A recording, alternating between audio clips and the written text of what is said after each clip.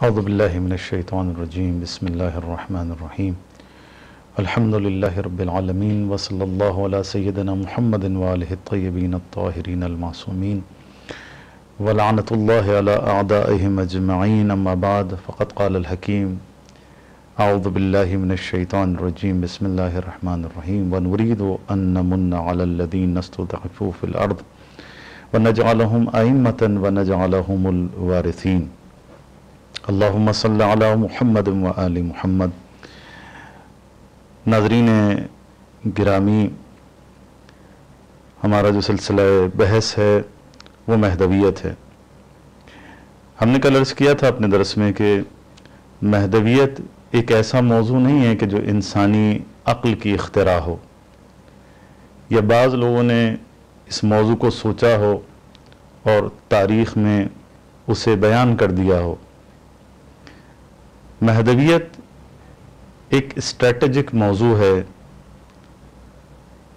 مہدویت ایک بہت بنیادی موضوع ہے عالم اسلام کے اندر، جس کو خود اللہ سبحانہ و تعالیٰ نے اہمیت دی ہے، رسول اور آل رسول نے اہمیت دی ہے، صحابہ کرام نے اسے اہمیت دی ہے۔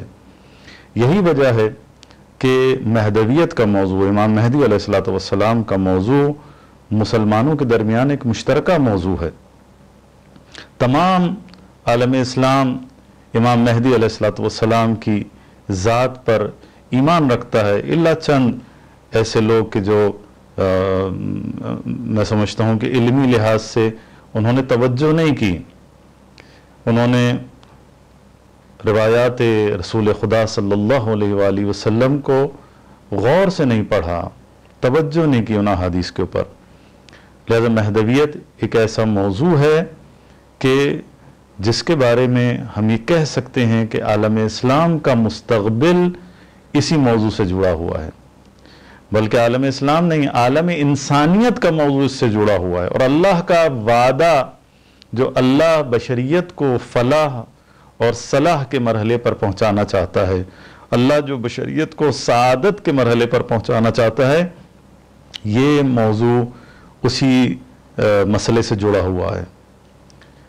اسی وجہ سے شاعر مشرق علامہ اقبال رحمۃ اللہ علیہ نے ارشاد فرمایا تھا کہ سب اپنے بنائے ہوئے زندہ میں ہیں محبوس، خاور کے ثوابت ہوں کہ افرن کے سیار، پیران کلیسا ہوں کہ شیخان حرم ہوں، نے جدت گفتار نے جدت کردار، ہیں اہل سیاست کے وہی کہنا خم و پیچ، شاعر اسی افلاس تخیل میں گرفتار، دنیا کو ہے اس مہدی برحق کی ضرورت، ہو جس کی نگاہ زلزلہ عالم افکار۔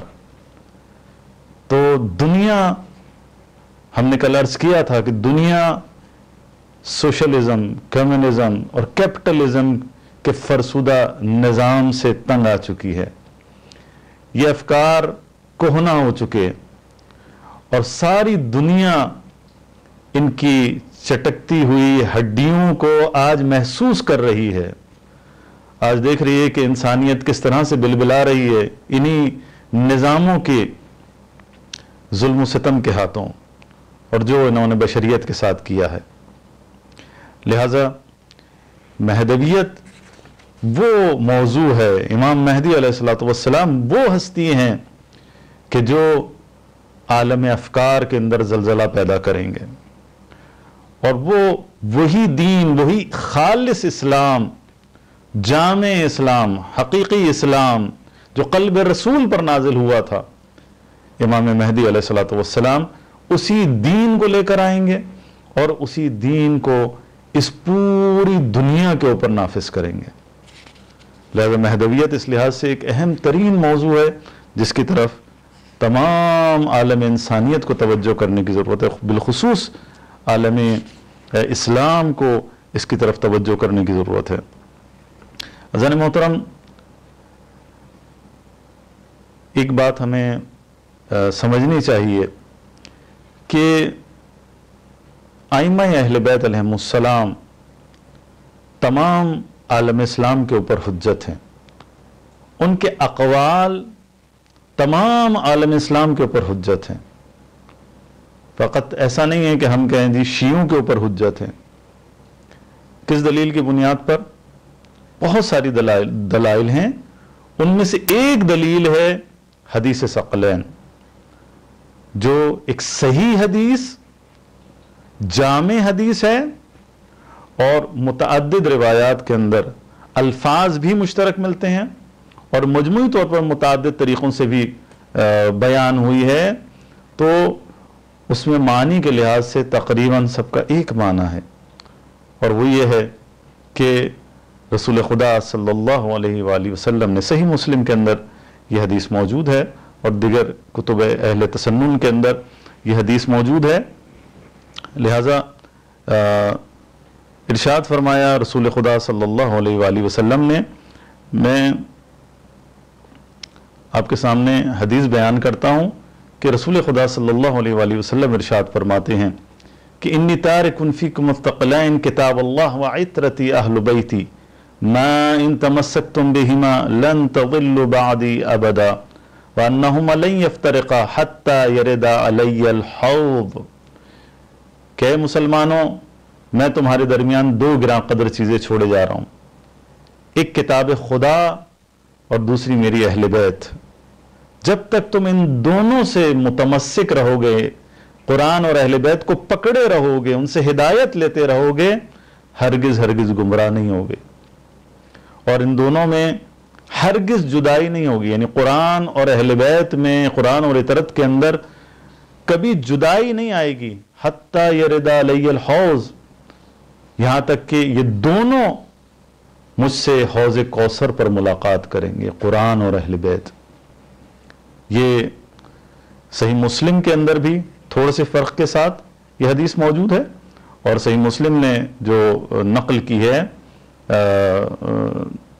اس حدیث کے اندر 3 دفعہ ملتا ہے کہ رسول خدا صلی اللہ علیہ وآلہ وسلم نے جہاں قرآن سے ہدایت لینے کی ترغیب کی ہے، قرآن کو سمجھنے کی اور قرآن پر عمل کرنے کی تاکید فرمائی، وہاں اہل بیت علیہم السلام کے بارے میں 3 دفعہ ارشاد فرمائے، اذکرکم باہل البیت، اذکرکم باہل البیت، اذکرکم باہل البیت، کہ دیکھو اہل بیت علیہم السلام سے تمسک کو نہ چھوڑنا، اہل بیت علیہم السلام سے ہدایت لینے کو نہ چھوڑنا، اہل بیت علیہم السلام کو تنہا نہ چھوڑ دینا، اہل بیت علیہم السلام پر جفا نہ کرنا. لہذا یہ حدیث صحیح مسلم کے اندر اور بہت ساری احادیث میں، اس وقت یہاں پر چونکہ موقع نہیں ہے کہ ہم اسے بیان کریں، لہذا اس پر اکتفا کرتا ہوں. پس حدیث ثقلین کہ جو ایک متواتر حدیث ہے اور تمام شیعہ سنی کا اس کے اوپر اتفاق ہے کہ رسول خدا صلی اللہ علیہ وآلہ وسلم نے ارشاد فرمایا کہ میں تمہارے درمیان 2 گراں قدر چیزیں چھوڑ جا رہا ہوں، کتاب خدا اور میری اطرت اہل بیت علیہم السلام. تو عزیزان محترم، یہ حدیث ایک ایسی حدیث ہے کہ جو رسالت مآب نے کم از کم 7 مقامات پر ارشاد فرمائی ہے، اور کتب اہل تسنن کے اندر بھی یہ روایت غدیر خم کے موقع پر بھی نقل ہوئی ہے، اور دیگر منابعوں کے اندر خود رسالت مآب صلی اللہ علیہ وآلہ وسلم کا جب آخری وقت تھا کہ جب ان کی رحلت جانگداز ہونے والی تھی، اس وقت میں لوگوں کے سامنے اسی حدیث کی تلاوت فرمائی کہ مسلمانوں میں تمہارے درمیان 2 گراں قدر چیزیں چھوڑے جا رہا ہوں، ایک کتاب خدا اور دوسری میری اہل بیت. تو زن محترم، اس سے سمجھ میں آتا ہے کہ اللہ کے رسول نے مسلمانوں کو لاوارث نہیں چھوڑا. اللہ کے رسول نے مسلمانوں کو ایسے نہیں چھوڑ دیا تھا کہ مسلمان رسول اللہ صلی اللہ علیہ وآلہ وسلم کی وفات کے بعد جس منبع سے بھی استفادہ کرنا چاہیں، جس ذرائع سے بھی استفادہ کرنا چاہیں، استفادہ کر سکتے ہیں. نہیں، منابع کو معین فرمایا کہ دیکھو اسلام کے 2 منابع ہوں گے، ایک قرآن اور دوسری میری اہل بیت علیہم السلام. بس قرآن کا قول بھی حجت ہے اور اہل بیت علیہم السلام کے اقوال بھی حجت ہیں. بس اس حدیث کی روح سے تمام مسلمانوں کے اوپر فرض ہے کہ وہ اہل بیت علیہم السلام کو اہمیت دیں، ان سے تمسک اختیار کریں، قرآن کے ساتھ ساتھ قرآن کی تفسیر اگر کوئی جاننا چاہتا ہے تو وہ یقیناً اہل بیت علیہم السلام ہیں جو انہیں تفسیر بتا سکتے ہیں۔ کیا رسول خدا صلی اللہ علیہ وآلہ وسلم نے ارشاد نہیں فرمایا کہ علی مع القرآن والقرآن مع علی، قرآن علی کے ساتھ ہے اور علی قرآن کے ساتھ ہے، وَأَنَّهُمَا لَن يَفْتَرِقَا حَتَّى يَرِدَ عَلَيَّ الْحَوْض، اور علی اور قرآن میں ہرگز جدائی نہیں ہوگی یہاں تک کہ حوض کوثر پر علی اور قرآن مجھ سے آ کر ملاقات کریں گے۔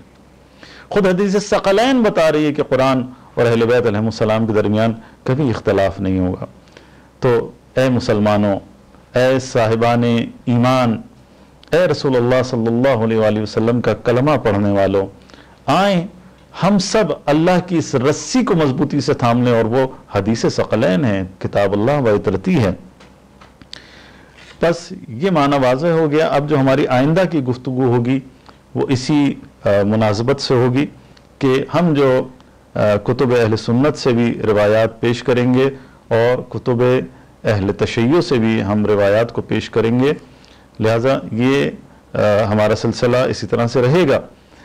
آج ہم جس موضوع کے اوپر بات کرنا چاہتے ہیں اگلے مرحلے کے اندر، وہ ایک سوال بعض لوگ کرتے ہیں کہ کیا امام مہدی علیہ السلام کا تذکرہ قرآن مجید کے اندر موجود ہے یا نہیں ہے؟ تو اس سلسلے میں یہ عرض کروں گا کہ قرآن مجید اللہ کی آخری کتاب ہے، ایک جامع کتاب ہے جس میں بشریت کی سعادت اور کمال سے متعلق تمام امور کو ذکر کیا گیا ہے۔ بشریت کیسے نجات پائے گی، بشریت کیسے کمال پائے گی، بشریت کیسے فلاح پائے گی، ہر چیز کا تذکرہ قرآن مجید کے اندر موجود ہے۔ ہدایت سے متعلق تمام امور کا تذکرہ کہ اس میں خشک و تر سب کچھ موجود ہے، یعنی ہدایت کے تمام امور اسی قرآن کے اندر موجود ہیں۔ تو عزیز ساتھیوں، وہ قرآن کہ جو اللہ سبحانہ وتعالیٰ کی آخری کتاب ہے اور نبی مکرم اسلام صلی اللہ علیہ وآلہ وسلم جو اللہ کے آخری پیغمبر ہیں، کیسے ہو سکتا ہے کہ اللہ سبحانہ وتعالیٰ نے اپنی کتاب میں یاجوج و ماجوج کا تو تذکرہ کیا ہو 2 آیات کے اندر؟ کیسے ہو سکتا ہے کہ اللہ سبحانہ وتعالیٰ نے روم پر ایران کے غلبے کی تاکید فرمائی ہو اور بشارت دی ہو کہ روم مغلوب ہو جائے گا؟ تو جس کتاب حکیم میں اس طرح کے موضوعات کا تذکرہ ہو، آئندہ کا تذکرہ ہو، تو کیسے ہو سکتا ہے کہ مہدویت جیسے، امام مہدی علیہ السلام جیسے اسٹریٹجک ترین موضوع کو قرآن مجید نظر انداز کر دے؟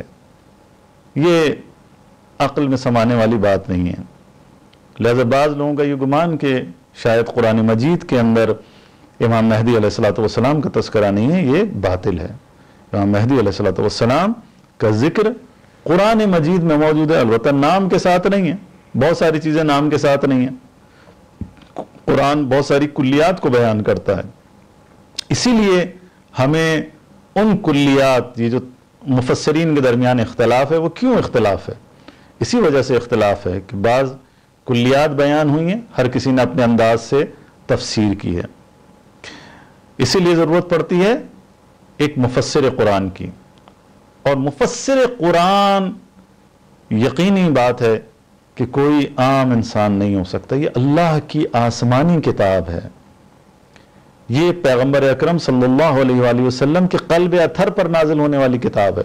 لہذا اس کتاب کی تفسیر کرنے والا کوئی غیر معصوم نہیں ہو سکتا، اس کی تفسیر، حقیقی تفسیر معصوم ہی کر سکتا ہے، چونکہ قرآن بھی معصوم ہے، اللہ کا کلام ہے، اللہ معصوم ہے، اللہ کا کلام معصوم ہے، لہذا اس کی تفسیر بھی اللہ کے اذن سے معصوم ہی کر سکتا ہے۔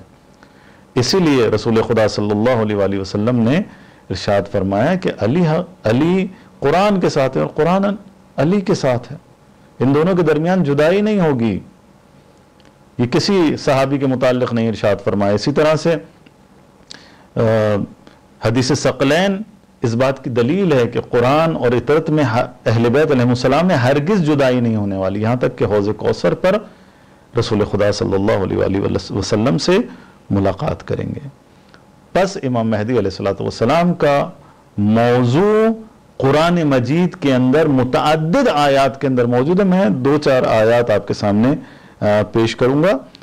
سورہ قصص کی آیت نمبر 5 اور 6 جس میں خداوند عالم ارشاد فرما رہا ہے کہ وَنُرِيدُ أَن نَّمُنَّ عَلَى الَّذِينَ اسْتُضْعِفُوا فِي الْأَرْضِ وَنَجْعَلَهُمْ أَئِمَّةً وَنَجْعَلَهُمُ الْوَارِثِينَ وَنُمَكِّنَ لَهُمْ فِي الْأَرْضِ وَنُرِيَ فِرْعَوْنَ وَهَامَانَ وَجُنُودَهُمَا مِنْهُمْ مَا كَانُوا يَحْذَرُونَ. اللہ سبحانہ وتعالیٰ سورہ قصص کی 5 اور 6 آیات میں ارشاد فرما رہا ہے کہ اور ہم یہ ارادہ رکھتے ہیں کہ روئے زمین پر جنہیں بے بس کر دیا گیا، جنہیں کمزور کر دیا گیا، ان پر ایک احسان کریں. اور وہ احسان کیا ہے؟ وہ احسان یہ ہے کہ انہیں زمین کا پیشوا اور امام قرار دیں اور انہیں ہی زمین کا وارث قرار دیں اور ہم زمین پر انہیں اقتدار عطا کریں اور ان کے ذریعے فرعون اور حامان اور ان کے لشکریوں کو وہ کچھ دکھا دیں جس کا وہ ڈر رکھتے تھے. تو میرا سوال ہے کہ یہ جو اللہ سبحانہ وتعالیٰ نے کہا کہ ہم نے یہ ارادہ کیا ہے، اللہ کا ارادہ اٹل ہوتا ہے. اللہ سبحانہ وتعالیٰ اپنے ارادے سے پیچھے نہیں ہٹتا. یہ انسانوں کا ارادہ نہیں ہے کہ آج ہم ایک ارادہ کرتے ہیں اور پیچھے ہٹ جاتے ہیں. نہیں، اللہ سبحانہ وتعالیٰ کا یہ ارادہ ہے کہ روئے زمین کے اوپر جنہیں کمزور بنا دیا گیا، جنہیں بے بس کر دیا گیا، انہیں ہی زمین کا امام اور زمین کا وارث قرار دیں. تو میرا سوال ہے کہ کیا یہ اللہ سبحانہ وتعالیٰ کا وعدہ پورا ہو گیا؟ آدم سے لے کے خاتم تک کیا اللہ سبحانہ وتعالیٰ نے، اور 1400 سال کے عرصے میں کیا اللہ سبحانہ وتعالیٰ کا یہ ارادہ پورا ہو گیا؟ تو اس کا جواب نفی میں ہے. بعض لوگ شاید یہ گمان کریں کہ نہیں، جزوی طور پر تو ہوا ہے. میں بھی کہوں گا ہاں، جزوی طور پر ہوا ہے. جیسے بہت ساری حکومتیں انبیاء علیہ السلام نے تشکیل دی ہیں، بعض انبیاء کو اللہ سبحانہ وتعالیٰ نے حکومت عطا فرمائی، لیکن آج تلک ایسا نہیں ہوا کہ مستضعفین جہان اور صاحبان ایمان پوری تاریخ میں پوری کی پوری زمین کے اوپر حاکم ہوئے ہوں. اللہ کا دین، اللہ کی حکومت، عادلانہ الہی حکومت پوری کی پوری زمین کے اوپر، یعنی پوری کی پوری دنیا کے اوپر آج تلک کبھی حاکم نہیں ہوئی. اللہ سبحانہ وتعالیٰ کہہ رہے ہیں کہ ہم نے یہ ارادہ کیا ہے کہ ہم روئے زمین پر ان لوگوں کو کہ جو مستضعف بنا دیے گئے، انہیں ہی زمین کا امام اور زمین کا وارث قرار دیں گے. بس یہ وعدہ اب تک پورا نہیں ہوا. رسول خدا صلی اللہ علیہ وآلہ وسلم کی حکومت تھی اور دیگر انبیاء کی حکومت تھی، لیکن وہ جغرافیائی لحاظ سے محدود تھی اور وقت کے اعتبار سے بھی محدود تھی. لہذا وہ ٹائم گزر گیا اور دوبارہ سے ہم دیکھتے ہیں کہ عالم اسلام اس وقت صہیونی اور امریکی اور دشمنان اہل بیت علیہ السلام کی یلغار کا شکار ہے. اس وقت چاروں طرف سے عالم اسلام کے اوپر حملہ ہوا ہے. مسلمان کتنے ہیں؟ 1/4 شاید مسلمان ہیں پوری دنیا کے اندر. غلبہ کس کا ہے؟ صہیونیوں کا ہے، مسیحیت کا ہے، کفار کا ہے، مشرکین کا ہے. لہذا یہ وعدہ آج تلک پورا نہیں ہوا. یہ وعدہ کب پورا ہوگا؟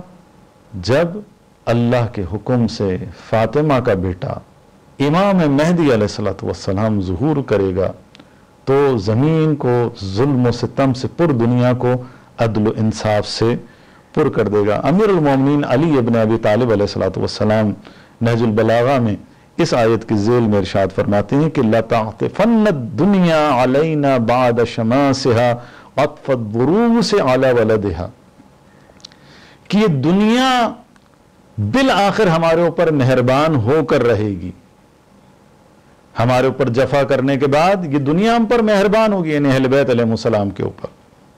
جس طرح سے ایک تند خو اونٹنی اپنے بچے کو جو دودھ پینے کے لیے آتا ہے تو اسے کاٹ کر یا لات مار کر بھگا دیتی ہے، غصہ کرتی ہے، سرپیچی کرتی ہے، اور بعد میں دوبارہ سے اس کی ممتا جاگتی ہے اور وہ اپنے بچے کو واپس بلاتی ہے اور اسے دودھ پلاتی ہے۔ اسی طرح سے یہ دنیا ہم پر جفا کرنے کے بعد دوبارہ سے ہماری طرف لوٹے گی۔ اور یہاں پر ابن ابی الحدید نے نہج البلاغہ کی شرح جنہوں نے لکھی ہے، اس میں ارشاد فرمایا کہ ہمارے اصحاب یہ کہتے ہیں کہ اس کلام میں اس امام کا وعدہ کیا گیا ہے جو زمین کا مالک بنے گا اور تمام ممالک پر غلبہ حاصل کرے گا۔ یہ شرح نہج البلاغہ میں ابن ابی الحدید جو اہل سنت کے معروف عالم دین ہیں انہوں نے ارشاد فرمایا۔ تو عزیز ساتھیوں، یہ دنیا اللہ سبحانہ و تعالی اس دنیا کو عدل و انصاف سے پر کرے گا، اور یہ دنیا اہل بیت علیہ السلام پر جو جفا ہوئی ہے پوری تاریخ میں، اس جفا کے بعد اللہ سبحانہ و تعالیٰ اسی دنیا کو اہل بیت علیہ السلام کی طرف پلٹا دے گا۔ اور وہ کس صورت میں ہوگا؟ جب امام مہدی علیہ السلام جو اہل بیت میں سے ہیں جب وہ ظہور فرمائیں گے۔ اس آیت کی اس گفتگو کے بعد امیر المومنین علی ابن ابی طالب علیہ السلام نے ارشاد فرمایا کہ وہ مستضعفین کہ جس کا اس آیت کے اندر تذکرہ ہے وہ ہم اہل بیت علیہ السلام مستضعفین ہیں، اور وہ امام کہ وہ ہستی کہ جسے اللہ امامت نصیب کرے گا اور زمین کا وارث قرار دے گا، وہ ہمارا بیٹا مہدی ہوگا اور ہم اہل بیت علیہ السلام ہوں گے۔ یہ بحر الانوار میں یہ روایت موجود ہے۔ اللہ تعالی ہم سب کو قرآن اور اطرت سے ہم آہنگ ہونے کی، تمسک اختیار کرنے کی توفیق عنایت فرمائے، اور امام مہدی علیہ السلام کے ناصروں میں شمار فرمائے۔ والسلام علیکم ورحمۃ اللہ۔